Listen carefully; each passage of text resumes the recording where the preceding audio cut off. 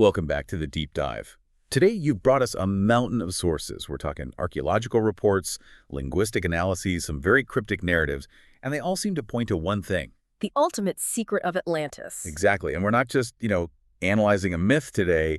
We're really trying to break a code, one that spans continents, ancient religions, and some pretty deep secrets held by clandestine groups. It's a huge undertaking. Our mission today is a deep dive into this hunt for 5 mysterious ancient instruments. And the incredible book of knowledge they apparently protect. It is a phenomenal story and a really high-stakes investigation. We're following the trail of a Professor Thomas Lourds, who is this leading linguist. His entire academic world gets turned upside down when he finds an inscription that, by all the rules of human language we know, it just shouldn't exist. So we need to look at how these 5 sort of simple-sounding artifacts, a bell, a cymbal, a drum, a flute, and a pipe, how they unravel millennia of history that's been deliberately suppressed. And in doing so, they reveal this secret war.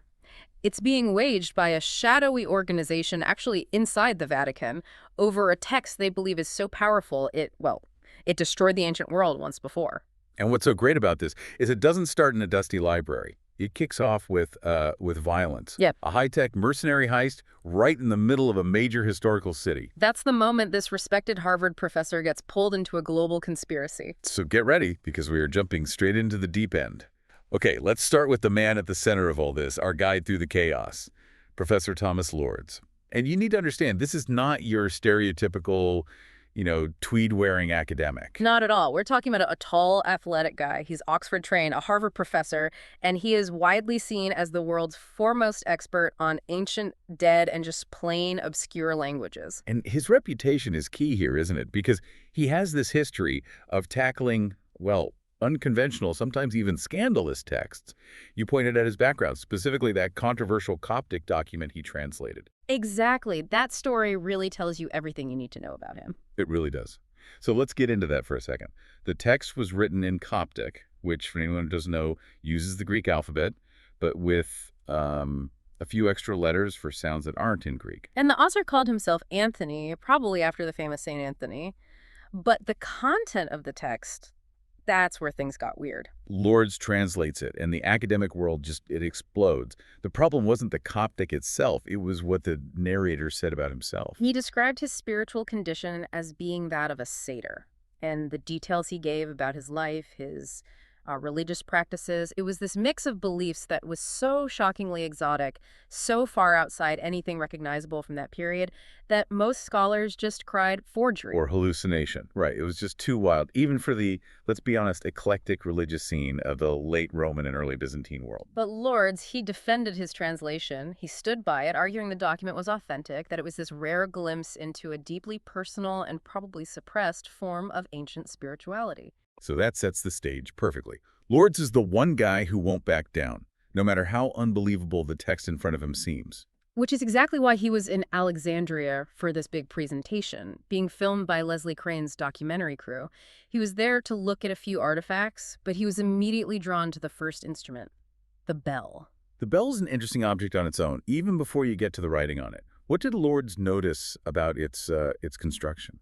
Well, right away it was clear this thing had a global origin story. Lourdes saw that it was made of multiple materials. There was white marble he knew was quarried in Europe, green marble from Asia Minor, and red granite from the mines near Aswan, deep in Egypt. Exactly.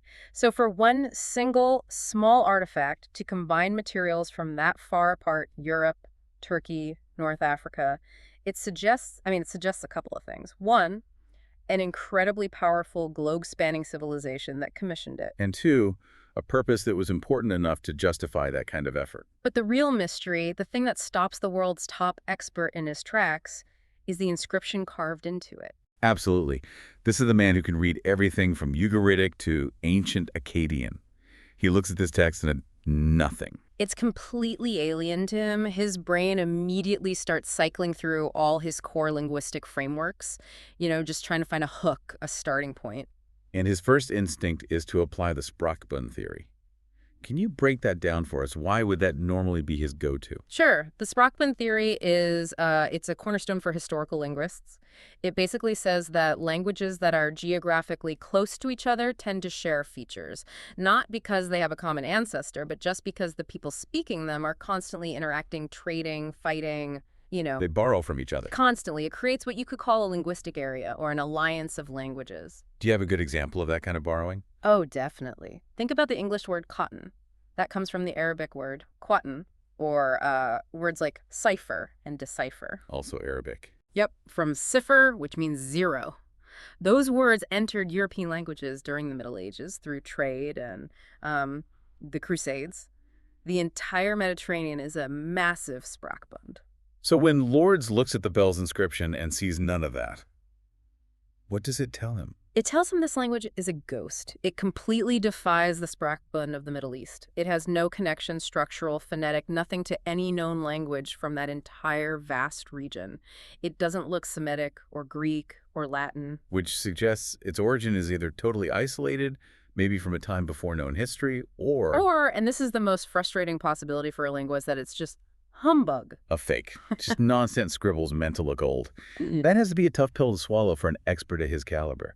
To think the greatest puzzle he's ever seen might just be a forgery. It's the ultimate intellectual insult. But in that moment, as he's wrestling with this, as he realizes this object holds some profound secret, real or fake, that's when the real world crashes in. The presentation is violently interrupted by these highly skilled mercenaries.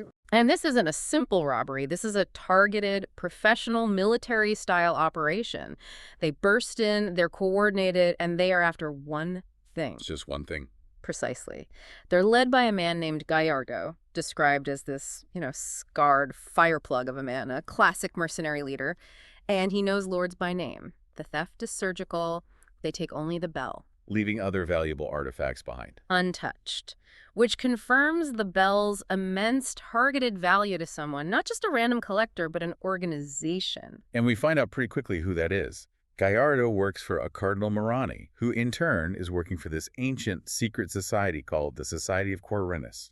And these guys aren't just some fringe church group. They see themselves as the keepers of suppressed religious history. They have a very deep, very specific agenda. And for them, this bell is the first solid piece of physical proof they found in a long, long time that the legends they protect might actually be real. The violence in Alexandria, it's the opening shot in a secret war for knowledge. A war that uses modern mercenary tactics to hunt down ancient secrets. And right from the beginning, you see the pattern. An ancient, fragile object, a world-class linguist, and immediate deadly violence that confirms whatever this is, someone is willing to kill to keep it hidden. So the search immediately shifts. We go from the humid heat of an Egyptian dig to the cold digital reality of Eastern Europe. Lourds, who is still reeling from the attack, he gets a message from a colleague. Professor Yulia Hapayev, she's an archaeologist working out of Ryazan in Russia. Ryazan, that's southeast of Moscow. Seems like the last place on Earth you'd find another clue. Absolutely. She was working near this ancient wooden structure, kind of like a Russian Stonehenge. Scientists think it was used for really sophisticated star mapping, a huge forgotten observatory. And that's where she found the second artifact, the cymbal. The cymbal. And it immediately confirms two things. One, that the bell wasn't a hoax, and two, that they share a common origin, because the cymbal has the exact same unique, indecipherable script that had totally stumped Lourds. But the material it's made from just deepens the mystery, right? It creates an even bigger geographical puzzle. It really does. The cymbal is made of celadon pottery. Celadon is this very specific type of ceramic with a jade green glaze, and it's a technology that's strongly, almost exclusively associated with China and later Japan. So finding a celadon artifact of that age near a Russian star mapping site with a script that's unknown to anyone in Slavic or Asian linguistics, that's an archaeological nightmare. It suggests the object traveled along an unbelievably complex and ancient trade route. And Yulia, just trying to figure out what she has, she sends pictures of the cymbal, which was found, get this, locked in a protective bone case. She sends them to Lourds, hoping his expertise could crack the code. But that simple act of academic collaboration, well, it seals her fate. This is where you see the danger of the modern world colliding with these ancient secrets. The sources are very clear about this. They are. Yulia, in her quest for an answer, had posted images and questions about the symbol's inscription on at least 5 different public archaeological and linguistic forums online. So this secret society, Quirinus, they weren't just relying on, spies on the ground. They were running a massive global electronic surveillance operation. Exactly. They were monitoring academic channels. They were probably monitoring Lourdes' own communications. Yulia's public posts basically lit up a flare, making her an immediate target and confirming the conspiracy's scope. It runs from ancient texts to modern spyware. And the cost of that discovery is, as you said, immediate and just devastating. Gallardo's team tracks Yulia to her university lab, but this time they run into a serious problem. A very serious problem. Her sister, Natasha, a Moscow police inspector. And Natasha's not someone you want to mess with. She's highly trained, fiercely protective. She completely changes the tactical situation. Oh, she does. In the shootout that follows, she kills 2 of Gallardo's men and injures 3 others. She might be a police inspector by title, but her combat skills are way beyond what you'd expect. She temporarily stops the raid, but in the chaos, the mercenaries set a fire, and Yulia is tragically killed. It's just a brutal reminder of the stakes here. This isn't about, preserving a museum piece. People are dying to keep this knowledge buried. And Yulia's death is what really hardens Lourdes' resolve. It is. It makes it personal. And while Lourdes is trying to process this loss, the sources bring in this parallel plot that really explains Murani's obsession. And that's the constant worldwide news coverage of the Atlantis connection. Okay, let's talk about that. Why is a cardinal in the Vatican so fixated on a sunken city myth? Because the Society of Quirinus is obsessed with finding physical proof to validate their secret history, a history that hinges on the Atlantis legends being true. And the global media is focused on an excavation in Cádiz, Spain, led by a Father Emil Sebastian. And that site is getting attention for a very specific reason, isn't it? It's about the topography. Yes. The key is how it looks from space.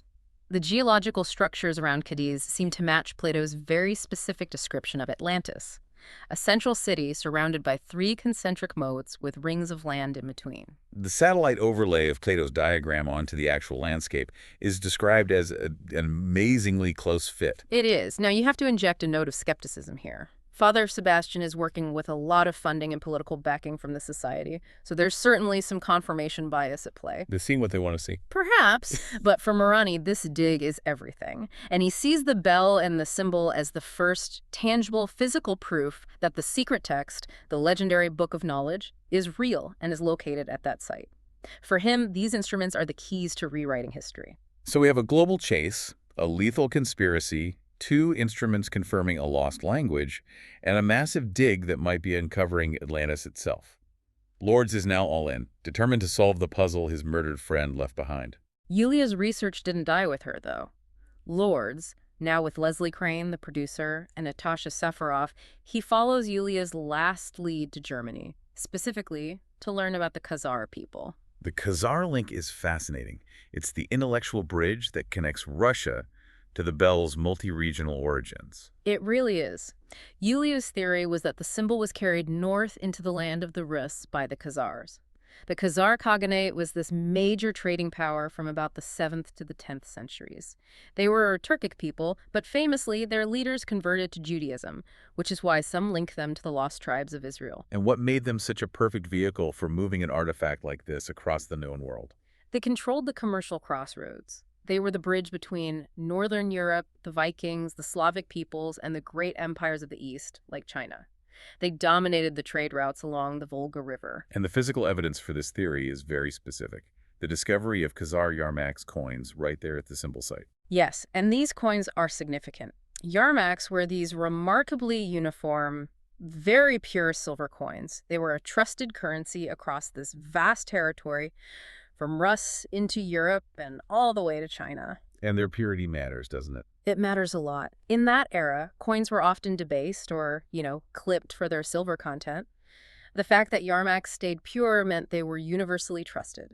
Finding them there confirms the symbol wasn't native to Russia. It was a high-value trade good that traveled thousands of miles along Khazar routes. Which fits perfectly with the symbol being made of Chinese celadon. Perfectly. But the Khazars only explain how it got to Russia. It doesn't tell Lourdes where the language came from. That answer comes from another linguistic layer Yulia spotted on the symbol itself. Later inscriptions, right, denoting ownership. Exactly. And those later inscriptions were in the Yoruban language from West Africa. This suggests the artifact moved again, possibly south from the Khazar routes into the African trade networks. And that's a massive shift in the investigation. Suddenly, the focus jumps from Eastern Europe and the Middle East all the way down to West Africa. A huge leap.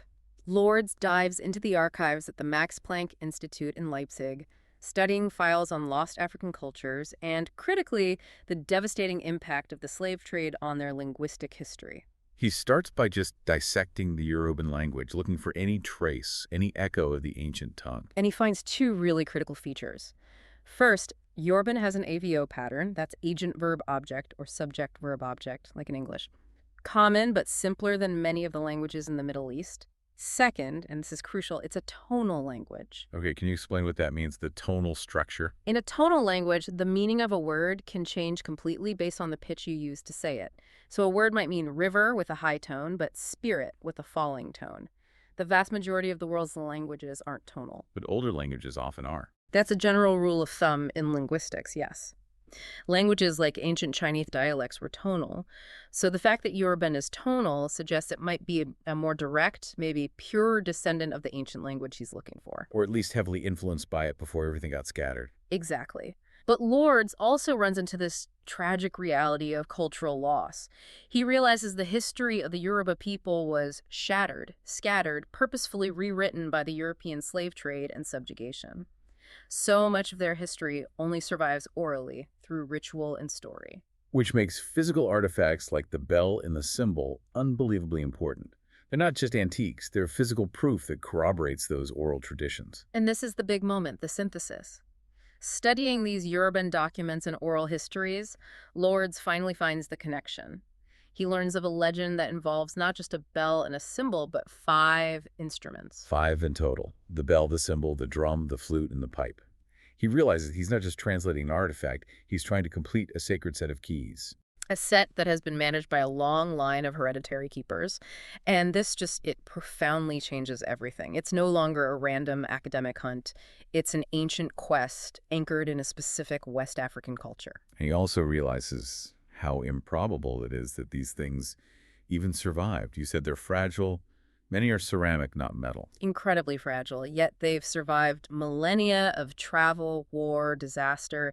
It becomes clear that some group has been actively protecting them for centuries. The chase is on, and the next stop is West Africa to find those keepers. So the team Lourds, Leslie, Gary the cameraman, and Natasha, they fly to West Africa, starting in Dakar, Senegal.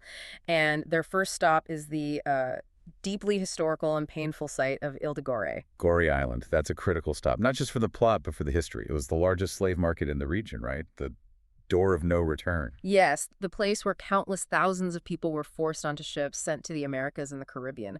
The scale of the human tragedy there is it's hard to wrap your head around. So how does a place like that connect to Lourdes' search for these instruments? Well, Lourdes reasons that because so many different cultures were funneled through Gorée, fleeing, resisting, or being destroyed, the island became this unintentional archive, a repository of documents, artifacts, and linguistic fragments from all these lost or decimated cultures. A crossroads of lost histories. Exactly.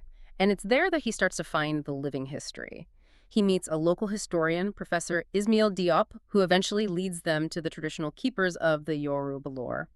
And finally, to a man named Adebayo. He's the Oba, the keeper of the drum. The third instrument. And it's a ntama drum. What can you tell us about that? The ntama drum is hourglass-shaped or waisted. It's common in West African royal and spiritual life. You play it under your arm, and it's famous for being able to mimic the tones of human speech. Which connects directly back to the language being tonal. Perfectly, but it's the material that shocks Lourdes. These drums are normally made of carved, sturdy wood, but the one Adebayo has, the ancient one, is made of fragile ceramic, and he keeps it hidden inside a foot-thick wall in his hut. Its construction just screams ancient ritual and extreme fragility. And Adebayo, he's the one who confirms the central legend that connects all 5 instruments, the story of Oduduwa. Yes, Oduduwa is this huge cultural figure revered as the ancestor of the Yoruba kings. Adebayo tells them the legend. Oduduwa, who was thought to have descended from the gods, led an army into West Africa, possibly fleeing a great religious conflict in Egypt or Nubia. And crucially, he carried the cymbal with him. That establishes the chain of custody. It does. And the drum, Adebayo says, has been passed down through his family for generations ever since that time. But then the conversation shifts from history to prophecy. Adebayo reveals this deep-seated fear that all the keepers share. He confirms they've been in contact, right? Yeah. The keepers of the drum, the flute, and the pipe, they were worried because the first two instruments, the bell and cymbal, were lost. Yes, and their fear isn't about being persecuted. It's apocalyptic.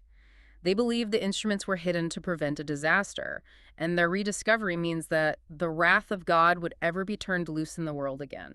So the instruments aren't keys to a treasure, they're keys to a containment system. A monumental shift in understanding. And all while this is happening, the team is being hunted. Gallardo's mercenaries are on their tail, using hacked cell phone GPS to track them. This is where Natasha really shines. Gary, the cameraman, has already nicknamed her Natasha the Terminator. And she earns it. In Dakar, she picks up on their surveillance. She excuses herself from a meeting, but she's not going to the restroom. She executes a textbook ambush. Tell us about that, because it's a brilliant move. She scales a building, silently takes down the spy, grabs his phone and weapons, and then, and this is the brilliant part, she stages the scene to look like a drunk tourist fell off a balcony and broke their leg. Creating a diversion. A huge one. The chaos gives the team the window they need to get the drum, grab their gear, and escape by ship, buying them a few crucial hours. But the danger just keeps escalating as they move into Nigeria. It does. During a chaotic car chase, Natasha gets shot. It's a graze across her shoulder, but her reaction is what's telling. She barely flinches. She just calmly slices her own shirt open with a knife so Lourds can patch her up. She treats a bullet wound like it's a minor inconvenience. She's the perfect practical counterpart to Lourds' intellectual puzzle solving.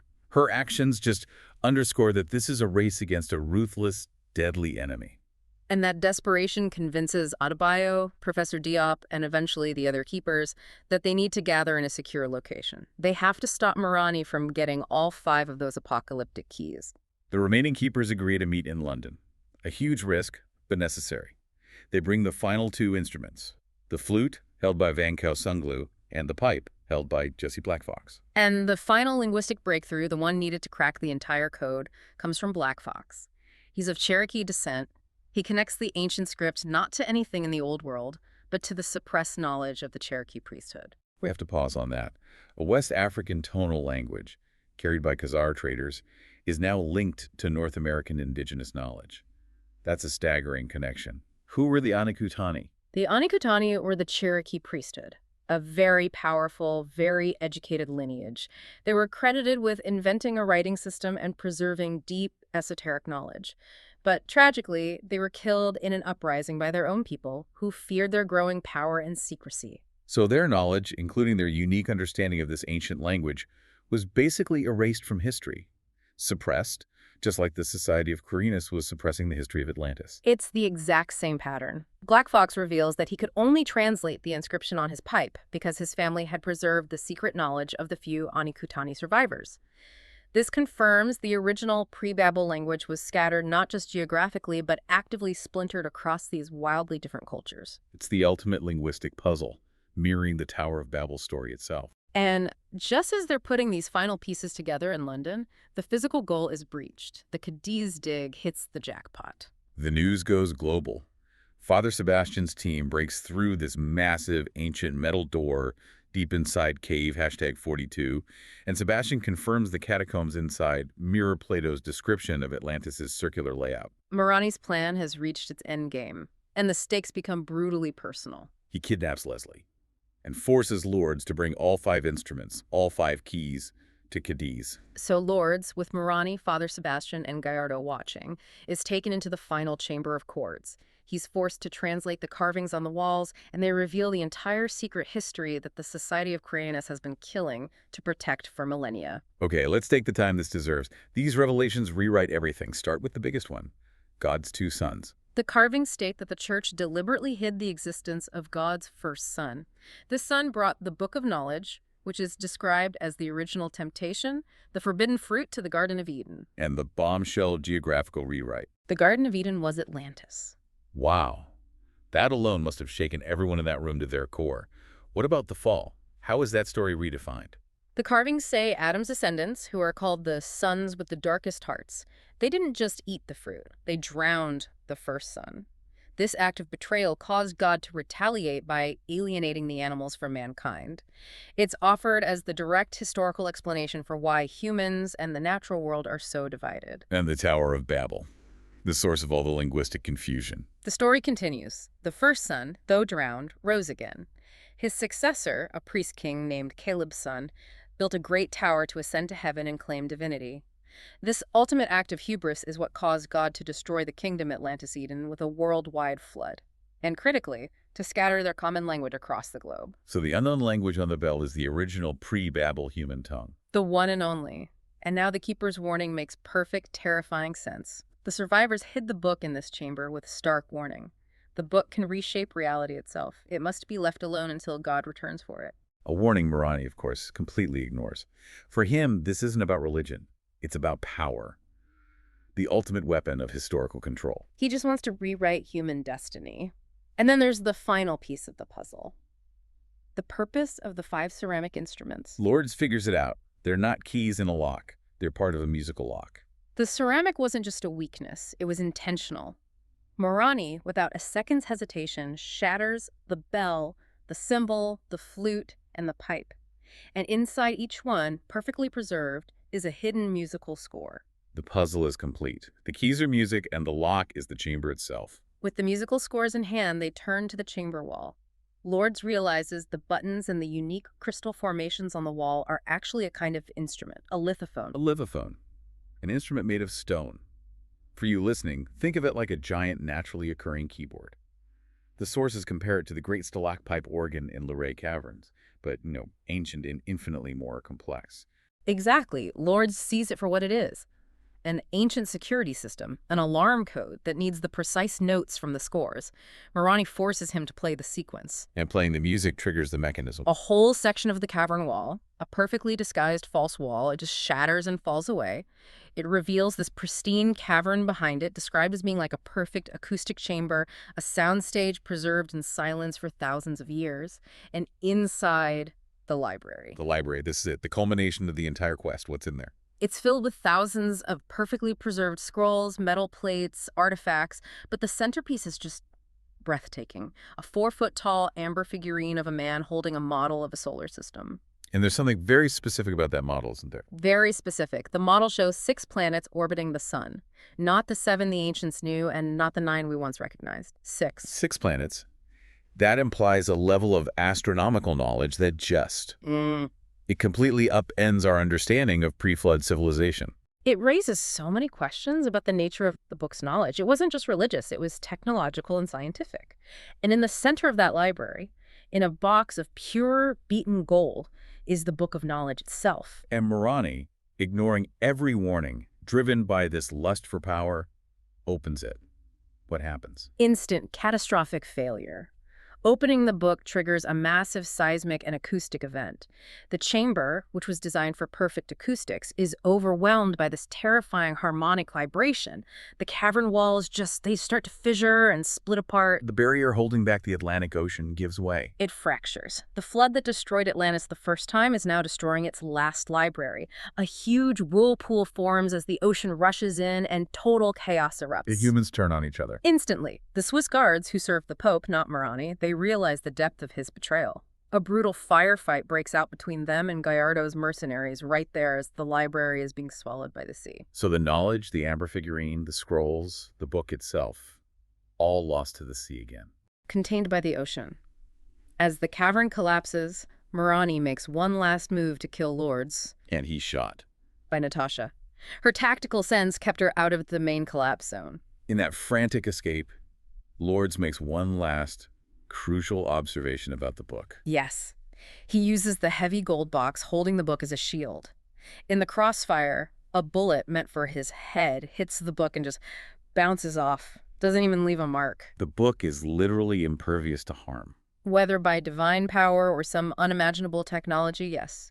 And Natasha is their savior. She anticipated the collapse and drove a massive truck down through the active construction tunnels to get to them. Using it as both cover and an escape vehicle. She pulls Lourds and Leslie from the wreckage, and in a final dramatic flourish, shatters Lourds' handcuffs with a single perfectly aimed shot.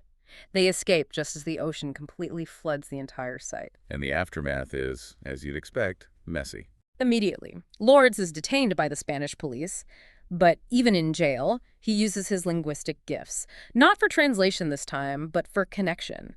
He starts sharing stories, trading gossip, and because of the news coverage of the Atlantis cave collapse, he becomes a minor celebrity in his cell block. Meanwhile, Leslie Crane, ever the producer, spins the disaster for profit. She negotiates exclusive coverage rights, but she understands her audience. The real story, God's Two Sons, a reality-bending book, it's too much, too destabilizing. So she downplays the Book of Knowledge, sticking to the standard Atlantis myth for better ratings. So, ironically, knowledge control is maintained by the media in the end. It is. But Lourds, he's not done. His academic curiosity is insatiable. He immediately starts making plans to join Father Sebastian's team to dive the collapsed caverns to see if anything, a scroll, a fragment survived. His quest for understanding goes on. The only thing slowing him down, it seems, is a social dilemma. A very specific one. He ends up with 2 simultaneous dinner invitations from the 2 women who saved his life, Leslie and Natasha. The man who solved the greatest linguistic puzzle in history is stumped by a scheduling problem. From high-stakes espionage to dating logistics, only on the deep dive. You know, what really stands out from this whole deep dive isn't so much the location of Atlantis, but the sheer deadly power of the knowledge that was kept there. Murani's obsession, his willingness to kill, to start a war within the Vatican, to risk a global catastrophe just to open that book. It shows the secret wasn't about a place. It was about a terrifying, world-changing text or technology. And the fear that Adebayo and the keepers had, that the wrath of God would be turned loose, was completely justified. It's incredible how a single, unreadable inscription on a piece of marble could unravel all this hidden history, connecting these wildly different cultures, the Yoruba, the Khazars, the suppressed Cherokee priesthood, all linked by these fragile little instruments. It highlights the unifying nature of language, even after it's been scattered. And it underscores the danger of information control, which was the entire mission of the Society of Quirinus. They spent centuries murdering people to suppress the truth. Their goal was self-preservation, but in the end, they couldn't contain it. And that brings us to our final thought for you to chew on. The Book of Knowledge, impervious to bullets, immune to floods, protected by some higher power, is now lost again, somewhere under the Atlantic off the coast of Cádiz. Considering the level of power it represents, a power that could collapse a mountain in seconds, how long will it be until someone else, another ambitious cardinal, another determined archaeologist, tries again to bring that sacred and potentially devastating text back to the surface? Is knowledge that powerful ever truly lost, or is it just waiting? Something to ponder until our next deep dive. Thank you for joining us. We'll see you next time.